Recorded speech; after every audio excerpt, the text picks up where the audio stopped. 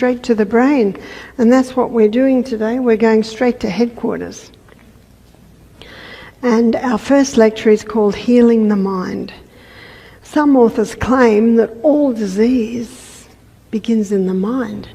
I don't quite believe that, but I do know with some people the mind plays a major role, and with some people the mind plays a minor role. Everything that happens in the body affects the mind, and everything that happens in the mind affects the body. So what I'd like to do is I'd like to go inside the brain and look at how the basic functions on the way we think happens. So in the front part of the brain, it's called the prefrontal cortex. Pre meaning it's at the front. Frontal, again, it's at the front. Cortex. And cortex is a name given to the whole top of the brain.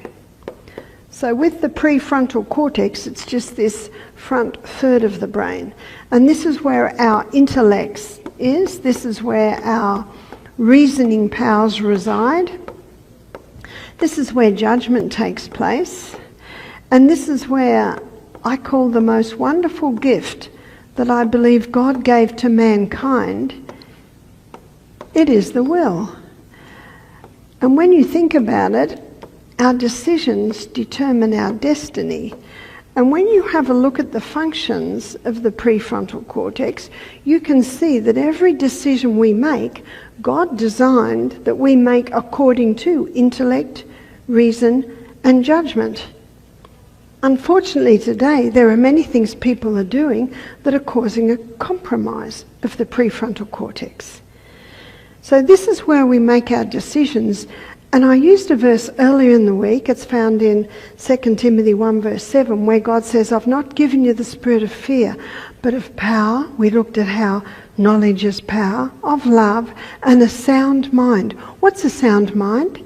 I'd like to suggest that a well-functioning prefrontal cortex, where our intellect, our reasoning powers, and our judgment is working well, enabling us to make proper decisions, isn't that a sound mind? And because our decisions determine our destiny, we have to be very careful on our decisions. We don't choose what happens to us. No way do we choose what happens to us. But we choose our destiny by the way we respond or react to what happens to us. Now, it sounds very black and white, but it actually isn't. Something else comes into the equation, and that is our limbic system. And our limbic system is often called our e-brain or our emotional brain. They're our emotions. And God designed that our emotions, our thoughts, our feelings thread through the prefrontal cortex. I thank God every day that the devil can't read our mind. Don't you love that? And no one can read our minds. Only God can read our minds. Do you know what that means? When it comes into your mind, you have the choice. Are you going to utter it? Are you going to live it? Or are you going to say no? I thank God every day for that. And that's why I call the front part of the brain our board of senses. Our board of senses, or our board of critiques, and our emotions, our thoughts, our feelings go through, and that's where the final decision is made. And it is the prefrontal cortex where God communicates with mankind. You see, God is not in every man. You would never say God was in Hitler, Mugabe, Stalin. No. God gave mankind choice. And because God gave mankind choice, what a gamble. Because what that would mean is that some choose wrong. And when a person chooses wrong, innocent people suffer. It's the nature of the beast. And I was talking with a couple in our retreat one day, and the man said, well, if I was the guy up top, I'd come with a machine gun and I'd mow them all down. And his wife laughed and said, and what good would that do? Then the next crop would come up. And as an Australian, we know our history very keenly of Gallipoli, how in the trenches, those young men, the trumpet blasted and they jumped up and they were just mowed down. And then the trumpet blasted again and the next lot come out. My grandmother lost 3 brothers in that war. Yeah. And that is an illustration of that. No, that's not going to fix the problem. You see, God gave mankind choice. He made us free moral agents. He didn't want robots. And when someone loves you, you want them to love you because they choose to love you, not because they must. There is a name for forced love, and that is rape. There's no love at all in that. No, God gave mankind choice. And you can see that he gave mankind choice, and the way he made the brain is that we make the choice according to intellect, reason and judgment. My husband Michael, he was an altar boy in the Catholic Church, and he was going to become a priest. And he went to a weekend for all the boys, he was 14, that wanted to become priests. The priests were drunk. Michael had a lot of questions, they laughed at him, and what he saw that weekend, he came away saying, there is no God. And he went wild. He became a wild bikie. Hair was long. He was in a bike club. He'd just gone through the test to become a member. He'd been beaten to a pulp, and then he drove through a stop sign at 100 miles an hour. They were the 2 initiations into the bike club. Anyway, survived them both. And then a young man came and worked where he was working, and this young man was a Christian. Michael hated Christians. He was now an atheist. So whenever he met a Christian, he just threw the book at him. How can you say there is a God when he makes people burn forever? And this young man said, no, he doesn't. Michael said, of course he does. I'm a Catholic, I know. And this young man said, well, show me. Well, Michael didn't know because he'd never really read the Bible. And so everything this young man said, he would go to the library that night. Michael would go to the library, check it out. And the more he checked it out, the more he found that this young man, what he said was true. And the young man said to him, I can show you more. I can come to your house and give you a Bible study. Michael said, all right.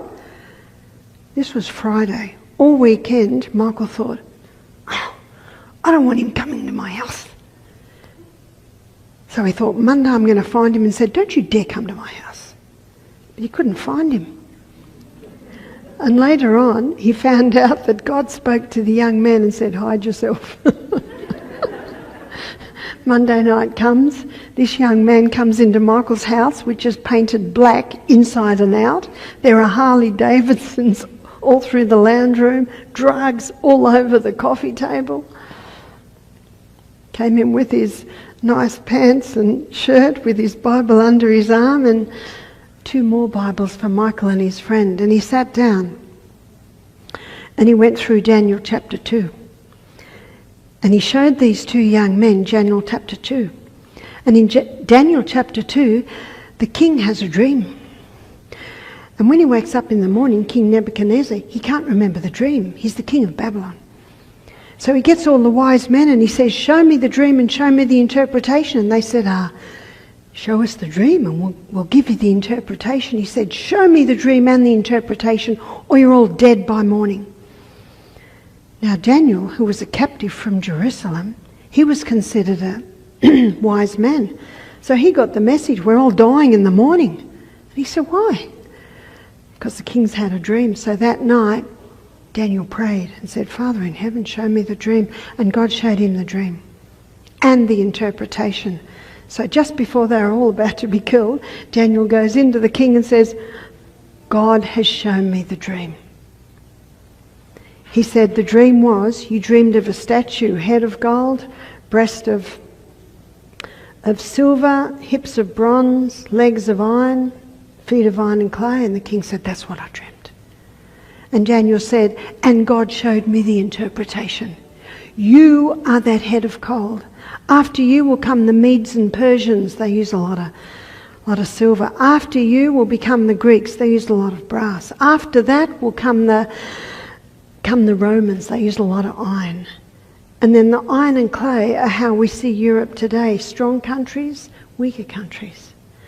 And then a stone hits the feet, and that's the second coming of Jesus. Michael couldn't believe his ears.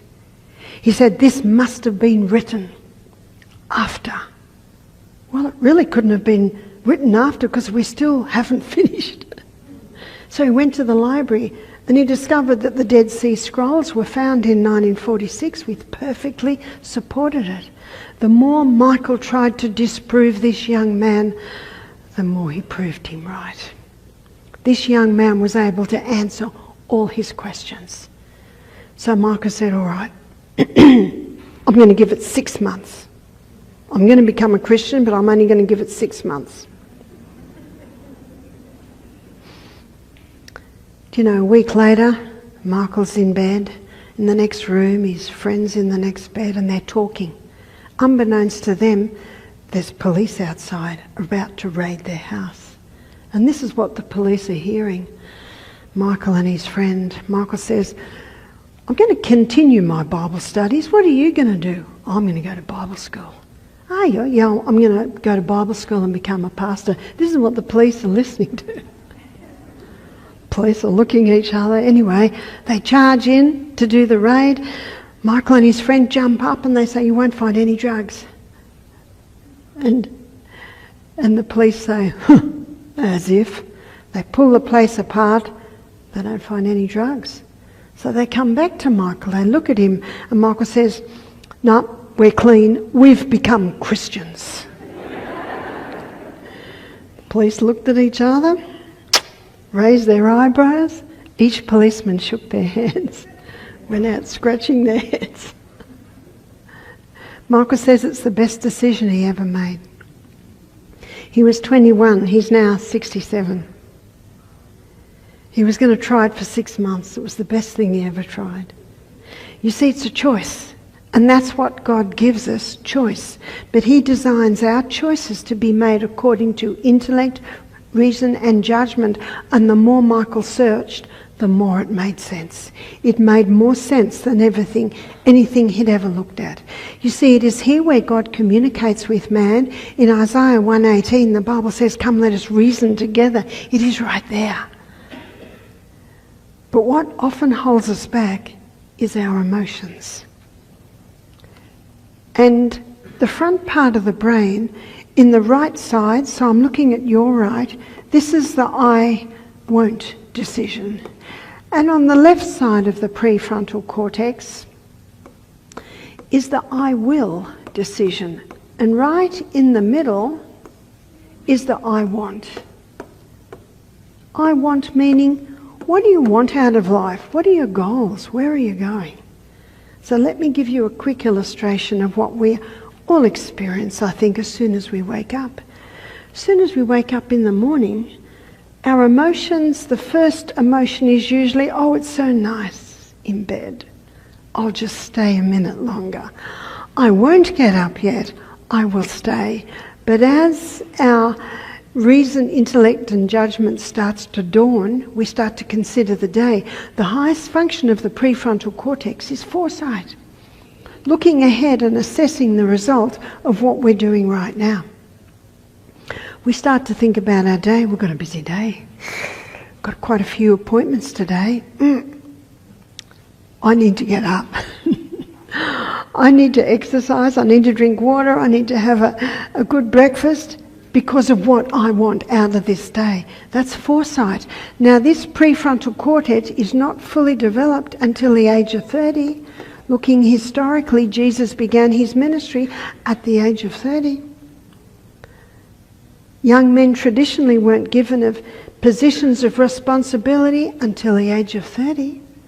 And when all my children, one by one, reached 30, I shook their hands. I said, congratulations, your prefrontal cortex is now fully developed.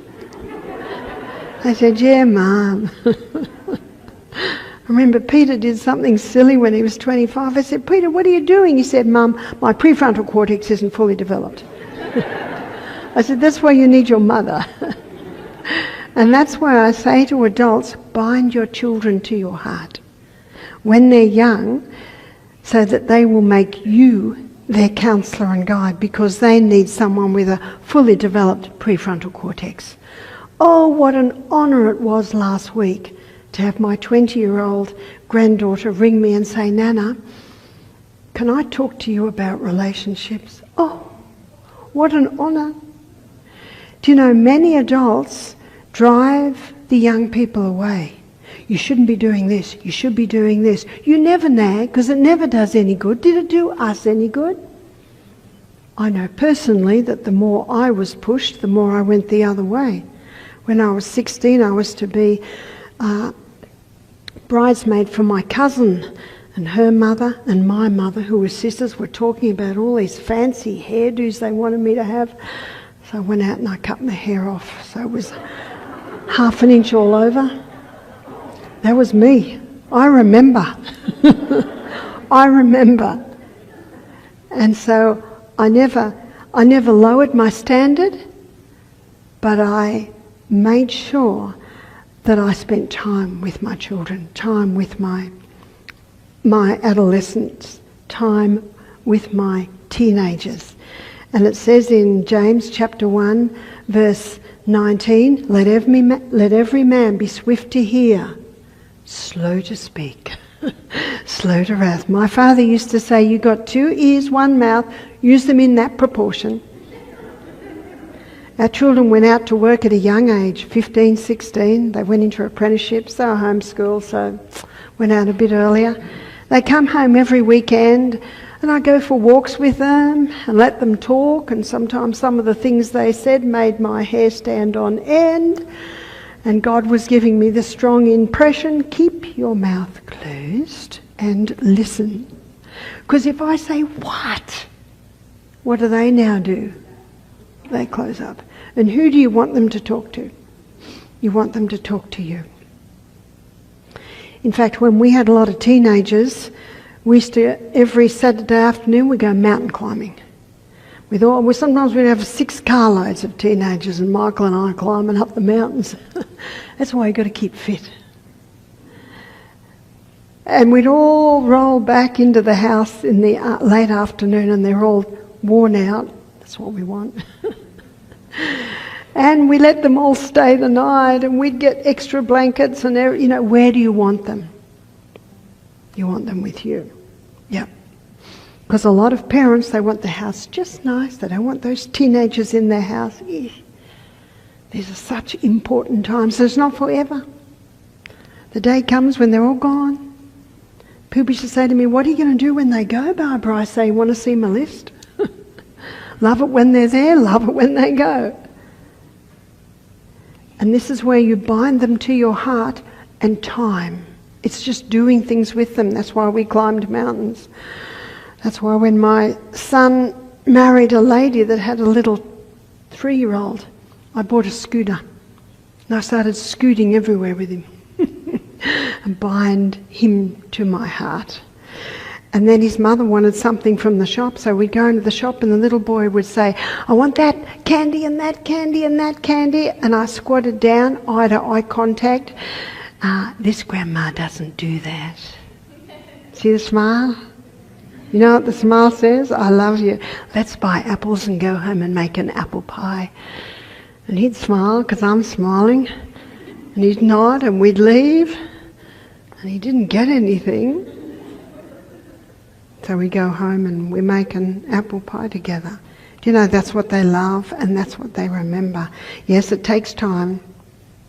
And it's important to do an assessment of your time, because time is something that we can't make up for that lost time. It says in Ecclesiastes chapter 3, there is a season and a time for every purpose under heaven. Time to be born and a time to die. A time to plant and a time to pluck up that which was planted. It's important to value your time, because the prince on his throne and the pauper in the street, we all have the same time. And it's a priceless treasure. And many people lose that precious time because they go to bed too late and they get up too late. And I think it's 9:30 tomorrow morning. I'm going to be talking about all the amazing processes that happen in our brain while we sleep and how much sleep we need. And so what what compromises that prefrontal cortex? And you might be surprised at what I'm going to say, and you might not be surprised. It's sustain me. Sunshine, the ultraviolet rays from the sun go through neurochemical pathways, hit the pineal gland, and cause a release of serotonin, that's your mood hormone, cause a release of melatonin, that helps you sleep better at night, causes a release of epithalamin, that increases learning capacity, all because our eyes are getting sunshine. Your brain needs sunshine and it gets it through the eyes. I don't suggest we look at the sun, but just being outside, through a sunny day, you're getting those ultraviolet rays going into your eyes. Use of water. This brain is a hydroelectric system. No hydro, no electricity. A person can develop negative thought patterns in a dehydrated brain. That's a little bit scary. Start early. Do you take your water to bed with you? As soon as you wake up, start drinking. Little by little by little, all through the day. Our brain needs water. And there's no reserve tank on the back. The only water that goes in is the water that we drink. Sleep. Dr. Matthew Walker, he shows that 10 nights of 6 hours sleep a night, 50% less cognitive performance, 50% less physical performance. 6 hours. Most people think 6 hours is pretty good. And when he'd finished writing the book, finished his study before he wrote the book, he was very disappointed with the conclusions. Why was he disappointed? He was hoping that the research would show, yes, 6 hours is pretty good. It doesn't. 8. It must be 8 for all the processes that happen in the night to be fulfilled. And tomorrow morning I'll show you how you can train your body back into that. Notice what I said. He was disappointed with the results. You see, 6 hours you feel okay. It's a deception. It's actually not okay. The next one is trust. Trust in God. Anxiety, discontent, remorse, guilt, distrust, all tends to break down the life forces and invite decay and death into the body. What are guilt, distrust, remorse? What are they? They are actually feelings. They are emotions. And we can accept those emotions or we can reject them. And one thing that frees us from these is the ability to forgive. Peter went up to Jesus and said, should we forgive 7 times? Peter thought that's pretty generous. Jesus said 70 times 7. What's that? 400 Anyway, a lot of times. In other words, we should never stop forgiving. Most people don't realise that forgiveness is a prefrontal cortex decision. It's not an emotion, it's not a feeling, because our feelings will tell us they don't deserve it. And that may be true, but it's got nothing to do with it. Use of forgiveness is the only prescription in the entire universe that has the power to break the chemical bonds of hostility, anger and hate. So in the book The Ministry of Healing, in the chapter Mind Cure, where the author says grief, anxiety, discontent, remorse, guilt, distrust all tend to break down the life forces and invite decay and death into the body, what does that mean? Well, Dr. Carolyn Leaf, who's a Christian psychoanalyst, she's written some recent books called Who Switched Off My Brain? She says the same thing, and she says it because research is proving today that when we entertain or cherish negativity, thorns grow. Physical thorns grow between the dendrites, and these physical thorns have the ability to damage the tissues. There's your psychosomatic diseases. So when a negative thought comes into the brain, she says it's like a breeze wafting through the branches of the trees. And at that point we have a choice. We can hold on to that negative thought or we can let it go. You see, things come and go all through our life. And we only become a victim to the negative experiences when we continue to dwell on them. That's when we hold on to them, and that's when the thorns grow. God's government is a government of freedom. Freedom's based on free choice. And we have a choice. We can hold on to it or we can let it go. And in Philippians 3:15, the Bible says, "This one thing I can do, forgetting the things which are behind, I reach forth to the things which are before. I press towards the mark for the prize of the high calling of God in Christ Jesus." What's the high calling of God? You find it in John 10:10. Jesus said, "I have come that they might have life, and that they might have life more abundantly." Life should be good. And if it is not good, we have to put the detective hat on and find out, why isn't it good? Well, I was abused 20 years ago. Well, leave it there. Leave it there. But the person that did that to me, forgive them. But they don't deserve to be forgiven. That's right. I agree, but it's got nothing to do with it. Because whether you forgive or not, they will never know.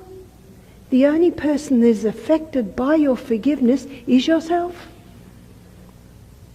Forgiveness cuts the chains that bind you to that painful past. Forgiveness gives you wings, gives you freedom, and it allows you to forget the things which are behind and reach forward. Dr. Carolyn Leaf shows that when we make the decision to forgive, because it's a prefrontal cortex decision, easy to make when that prefrontal cortex is well hydrated, well sunned, well slept, well nourished. When we make that decision, something happens. But this will only happen if we go to bed early, because it's the hours before midnight where the vacuum cleaner system of the brain, it's called the glymphatic system. And the glymphatic system is made up of glial cells, and the glymphatic system is the vacuum cleaner of the brain. Two things have to be present. We make the decision, the mental decision, I will forgive. Then we go to bed before midnight. And when those things are present,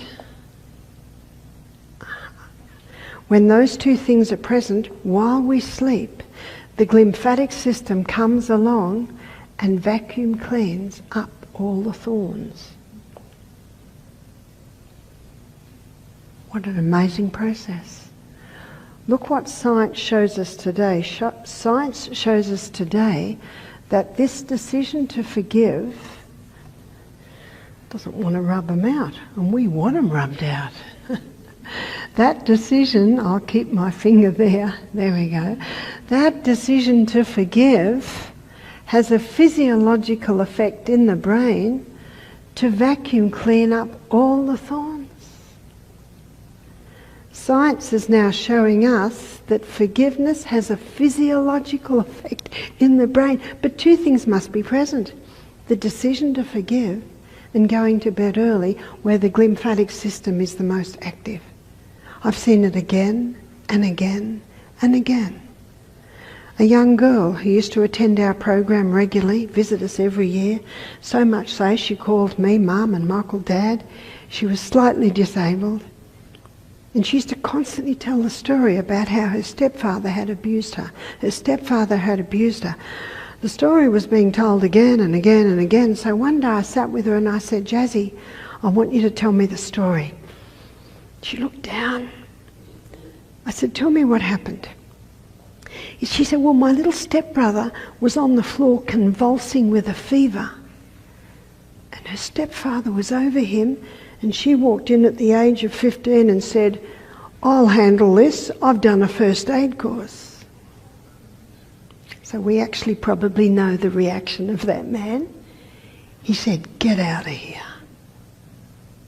And she got highly offended and left. That was the abuse that she talked about. I said, "Aha."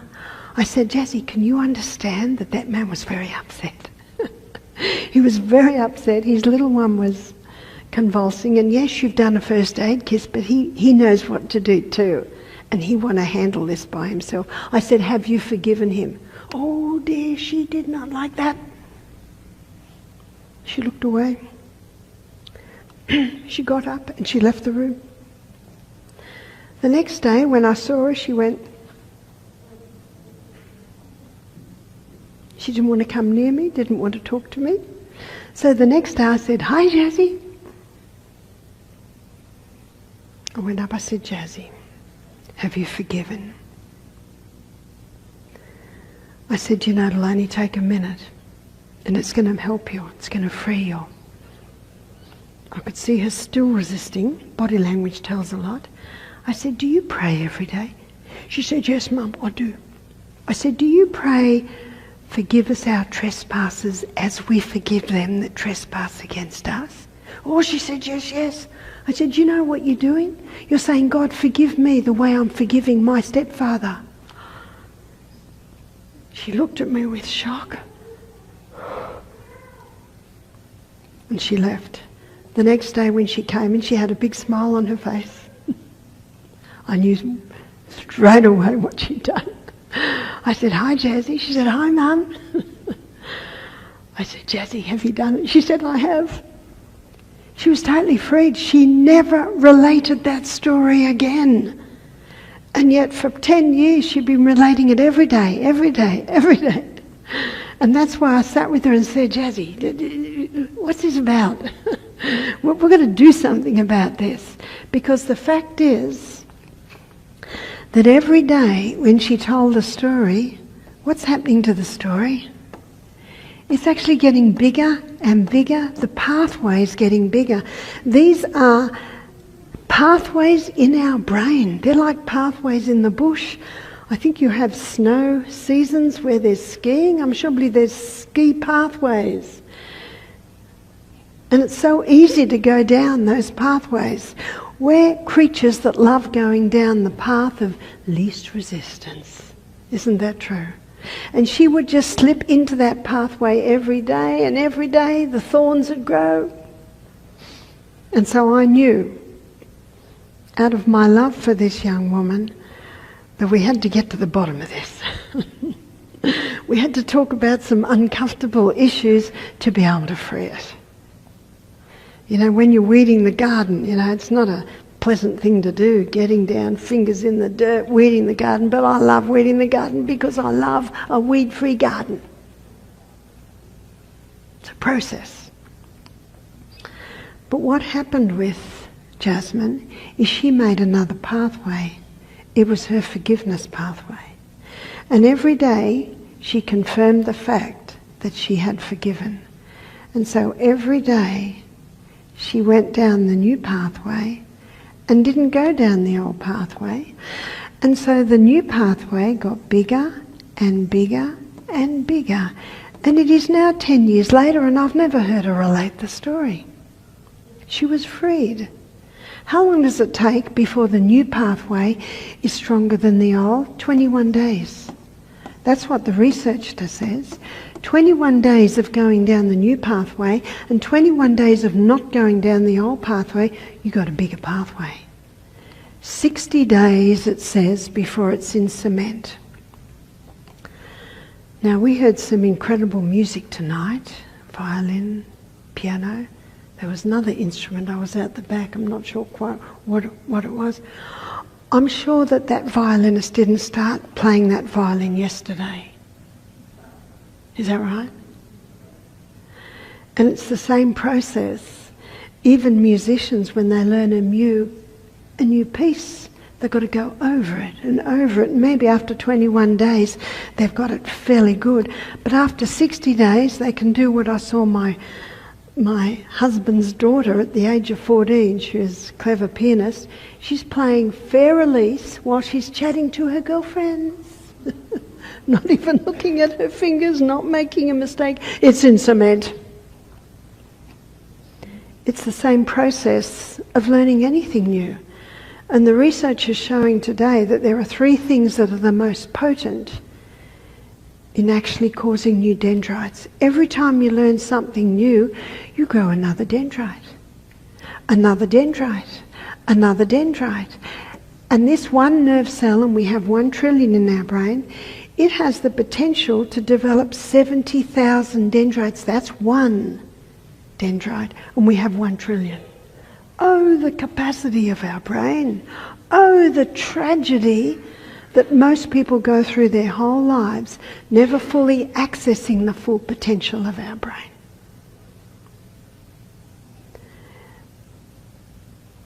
You know the old saying, you can't teach an old dog new tricks. They've proved it to be wrong. You can. It's as simple as this. If you say you can, you will. And if you say you can't, you're right. You won't.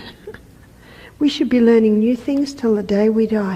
What the research is showing today is that we can rewire our brain right up until the day we die. And that's what Jasmine did. She rewired her brain.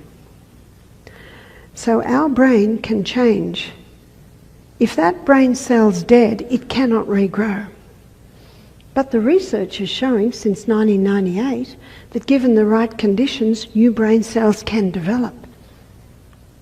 And there are 3 shockers that shock the release of brain-derived neurotrophic factor, which is the protein that causes a release of new brain cells. What are the 3 shockers? Ending every hot shower with a quick cold. Have you tried it? Tomorrow afternoon we're going to look at our immune system, and you'll see that that's the biggest booster. So maybe by the day after tomorrow you'll be doing it. But it causes a release of brain-derived neurotrophic factor, which stimulates neurogenesis. That's new brain cells. Number 2, the second thing that causes a release of brain-derived neurotrophic factor, new brain cells, is fasting. So maybe have a day fast a week, or maybe 2 days fast a fortnight, or I don't know if you say fortnight, 2 weeks, or maybe 2 days a month, or time-restricted eating. Eating breakfast like a king, lunch like a queen, and supper like a pauper. Yesterday I had breakfast like a lunch, so breakfast like a king. I had lunch like a queen, and I didn't eat again till breakfast the next day. So I had an 18-hour fast. That causes a release of brain-derived neurotrophic factor. So second one is fasting. The third one is the high-intensity interval training. When you're running for your life, that's a shocker. And that shocker causes a release of brain-derived neurotrophic factor. That's new brain cells. But I want to come back to the 3 things that are the most effective at causing new nerve cells. Yes, learning a musical instrument. Can you play a musical instrument? It's time to learn. Learning a new language. The house I had lunch in today, they always speak to their children in Romanian, so their children speak fluent Romanian and fluent English. What a gift to give an extra language. My son married a Finnish girl, and she speaks to her children only in Finnish, so his children speak fluent Finnish. He doesn't quite always know what they're saying. But what a gift to have another language. What's the third one? The third one is memorising Bible. There's a little book called Steps to Christ, and I think it's out there. And I read this on page 90. There is nothing more calculated to strengthen the intellect than the study of the Scriptures. There is no other book so potent to elevate the thoughts, vitalise the faculties, than the broad, ennobling truths of the Bible. If God's word were studied as it should be, men would have a breadth of the mind, a nobility of character, a stability of purpose rarely seen today. You can see why I had to memorise those 3. Do you know, I didn't read them and know them. I had to go over and over and over, about 21 days. And as you can see, now I got to 60 and it's in cement, so I cannot say it for a month and then say it, because those pathways are solid in my brain. Every time we learn something new, we learn another dendrite. We develop another dendrite. My husband, 15 years ago, went to learn to fly a helicopter. And his teacher said, "I'm warning you, you're in your 50s. It's going to take a while." He said, "I have got two students, both in their 50s. One's up to 60 hours, one's up to 40 hours. They still can't get the hovering." Michael said hovering is like trying to stay on a slippery rubber ball. It's very hard to hover. In fact, when they start to learn, the teacher's constantly grabbing the controls. Michael managed it in 20 hours. That's about the same amount of time that a 15-year-old will master hovering. Why did Michael master it? Well, there aren't many 50-year-olds that go to bed early, that drink 8 glasses of water a day, that don't do coffee, that don't do alcohol, that don't smoke cigarettes, that don't do any drugs, that eat a nourishing diet, that exercise every day, that have sunshine every day. Those sustain me principles will sustain us. I found a verse in the Bible for it. It's Psalm 55:22. "Cast your burden upon the Lord and he shall sustain thee. He will never suffer the righteous to be moved." So Michael mastered it in 20 hours. He's got the same brain as us all. He was a bikie for a while. He partook of many drugs. But I'd like to suggest that he's been getting the brain-derived neurotrophic factor because he mastered hovering in 20 hours.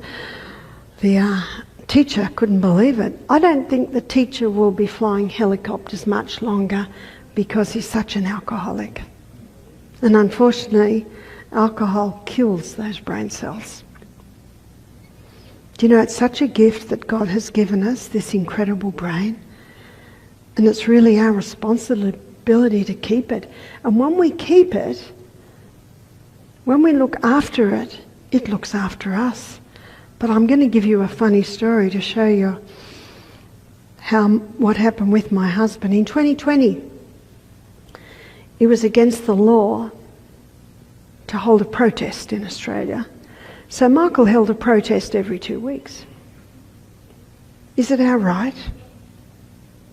It is our right. And the Bible says we ought to obey God rather than man. And Michael was protesting against the lockdowns, protesting about the mandates. Do you know, whenever a government comes with a mandate, that's not from God, because God's government is a government of freedom.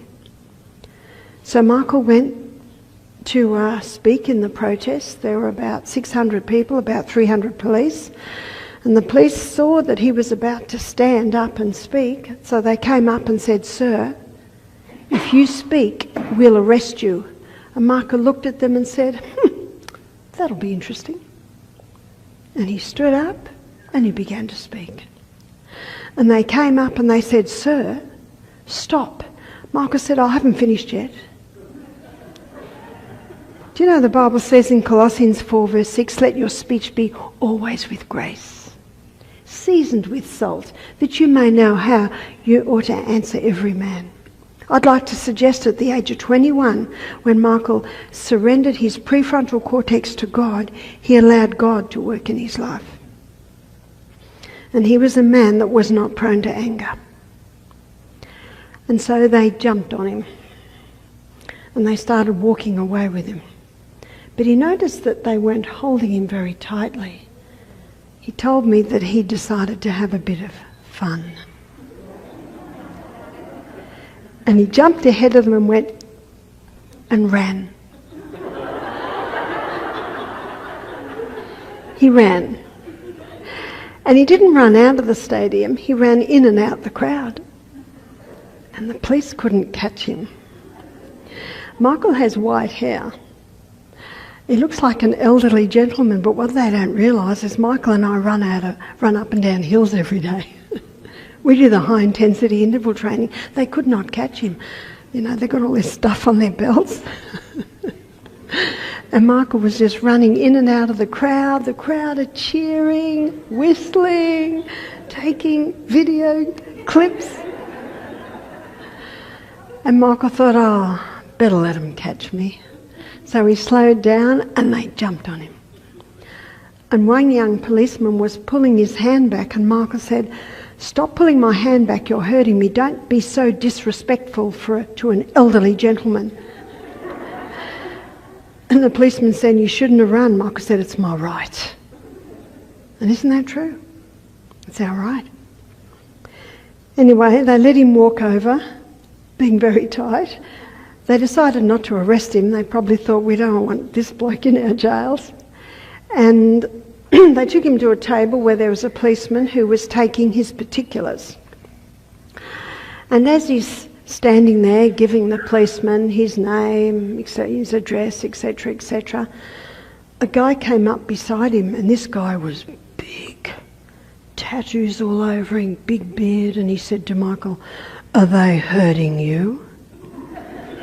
Michael said, "I'm okay." And then he said to the policeman, "You hurt him, you answer to us." And he looked at Michael and said, "We're just over there." Michael looked over there, and there are all these bikers. Big, a lot of them Samoan. God's angels, maybe. That night, it was on the nightly news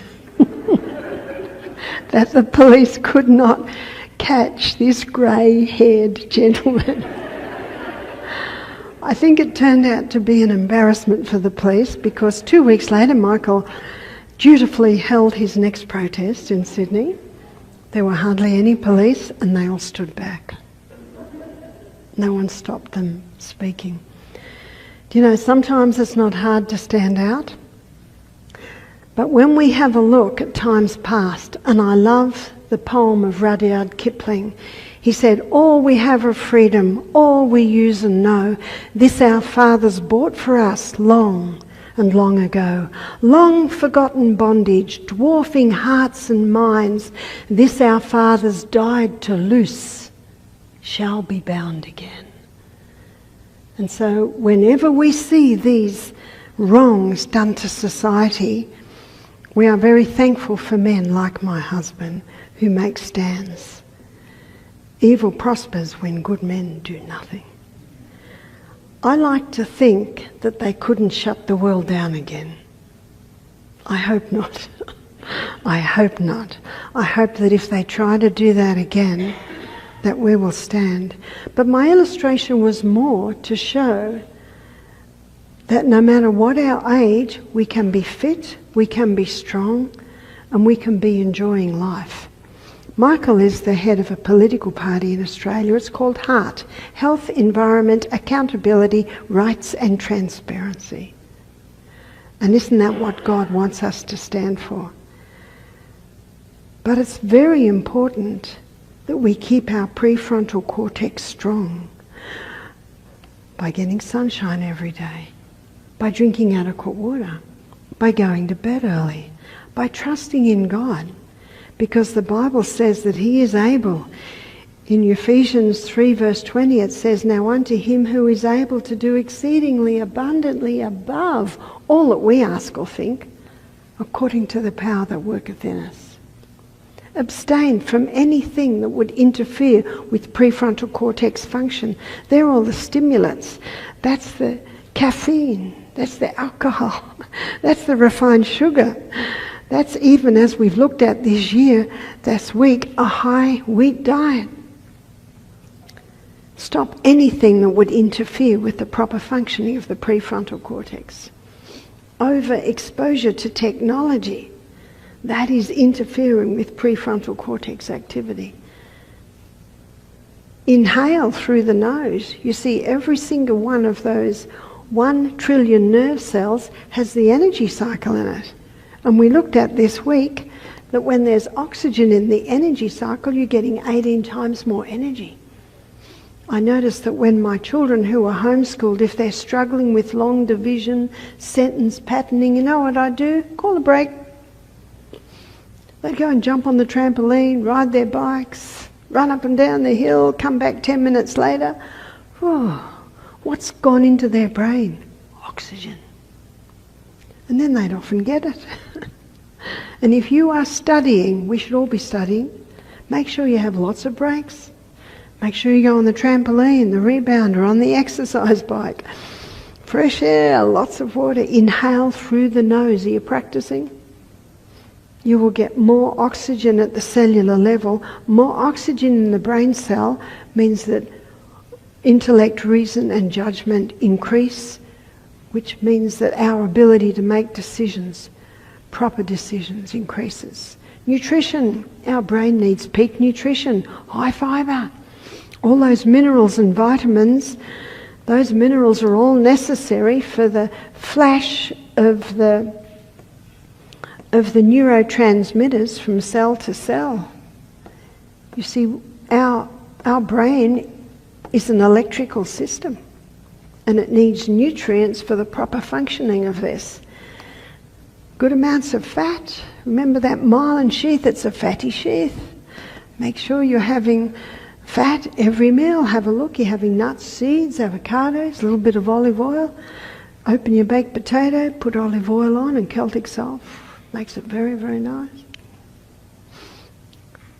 And protein. The neurotransmitters that flash from cell to cell are made out of amino acids. So our brain needs peak nutrition. Moderation in all the good things. Don't overdo the fats. No, I don't suggest a cup of olive oil a day. Don't have your largest meal at the end of the day. All the good things should be done in moderation. Exercise. When you exercise, you increase the circulation of the blood to the brain. When you exercise, you increase oxygen availability in each brain cell. Dr. Neil Nedley, in his book, Depression: A Way Out, when he gets a very depressed patient, bipolar schizophrenia, he puts them on 7 hours of exercise a day. That's a bit extreme, it's cheap medicine. He said after 1 week they are so improved they can go to a 1 hour a day maintenance dose or 15 minutes high intensity interval training a day. Cheap medicine. Dr. Neil Nedley, I went to a conference that he was holding in Sydney 15 years ago. He said that he noticed a lot of his patients were on antidepressants. It shocked him, it surprised him. So he decided to try lifestyle changes. What are the lifestyle changes? Sunshine, drinking more water, getting off the stimulants, going to bed early, nutritious diet, exercise every day. He decided to try lifestyle changes with them. And he looked at their lifestyle and he showed them how they could adjust, drink more water, start going to bed a bit early, try and do any technology they've got to do in the middle of the day, not in the evening. Have soft lamps at night to get the brain ready for sleep. He said if that could even equal the effect of medication, he'd be happy. And I'll never forget his next statement. He said it far exceeded. Lifestyle changes far exceeded the effect of medication on mental illness, on depression. I have to tell you that I used to work as a psychiatric nurse in my late teens, 20s. I didn't see people cured. I saw people managed. Sometimes good, sometimes not good. I saw the same people come back again and again and again. And what's the definition of insanity? To do what you've always done and expect different results. They used to drink a lot of sodas. They used to drink a lot of coffee. They used to smoke a lot.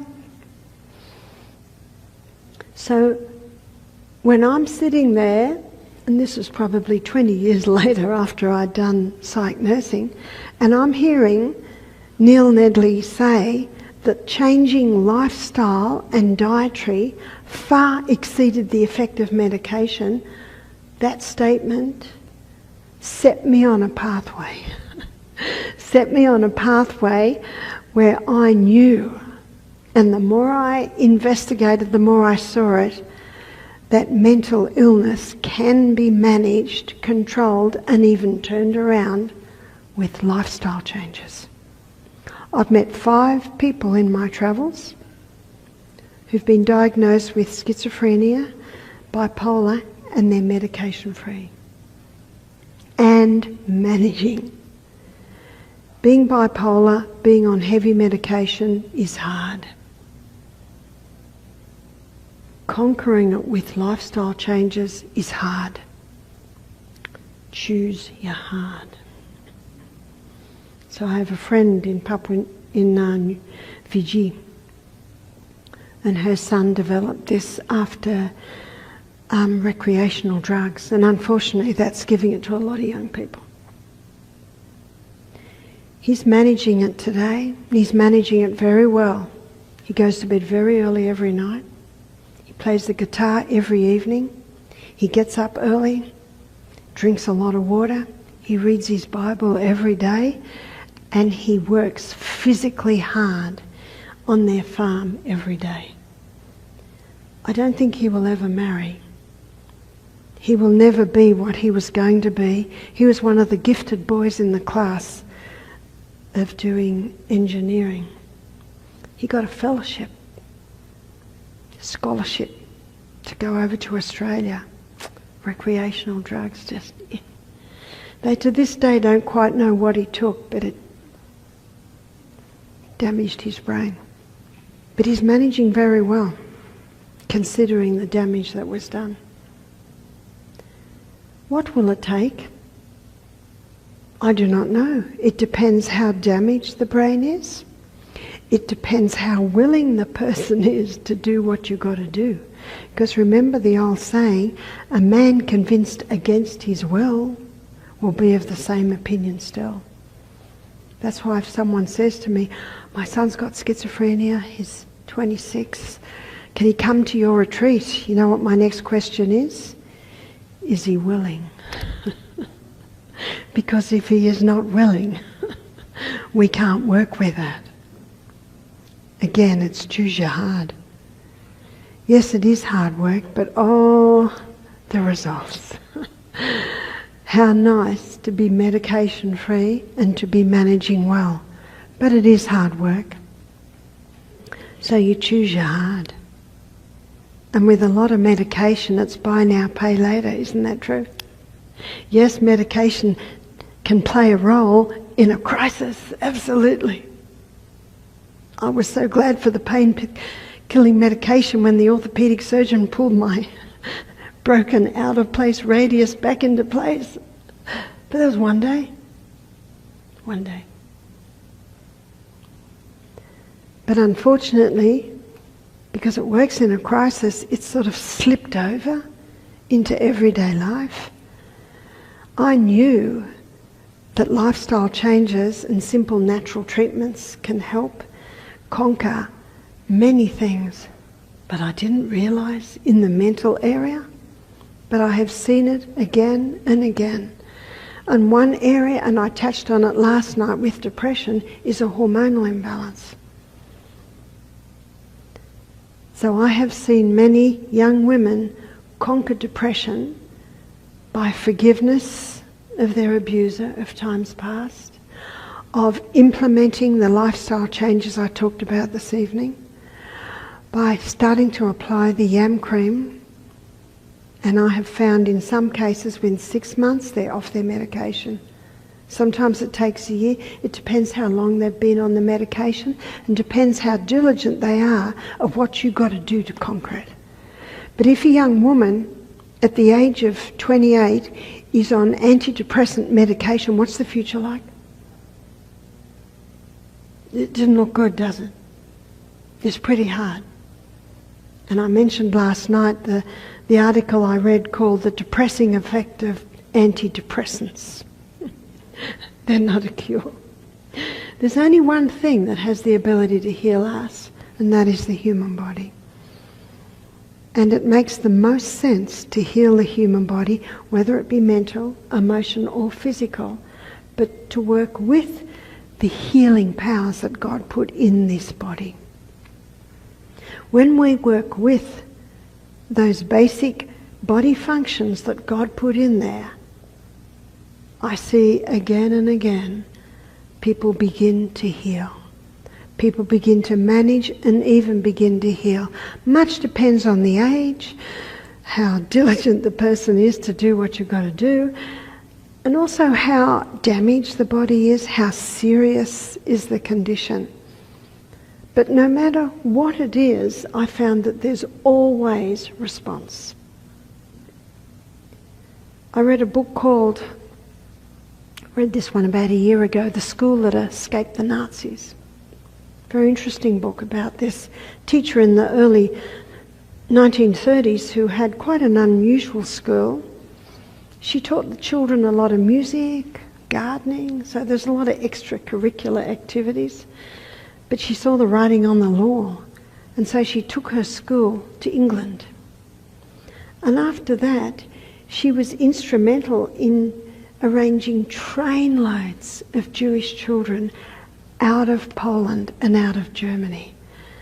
And she also was instrumental with a whole team of people in arranging foster parenting for these children, because the parents saw what was about to happen. And she kept these children busy. These children have just lost their parents. They knew they might never see them again. She just kept them busy. Gardening, flower gardens. Isn't it wonderful that the Creator God gave us the ability to create music, musical instruments? They also built this beautiful amphitheatre in the garden and planted rose bushes and got the neighbours to come, and they would put on musical performance.